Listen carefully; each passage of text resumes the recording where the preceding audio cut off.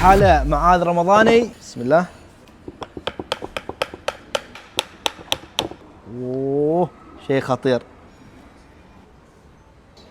يا سلام يا سلام. في البداية نقرب الكيك، نقرب السكين ونخليها على الصوب لأنه نقطع الكيك بالبايركس.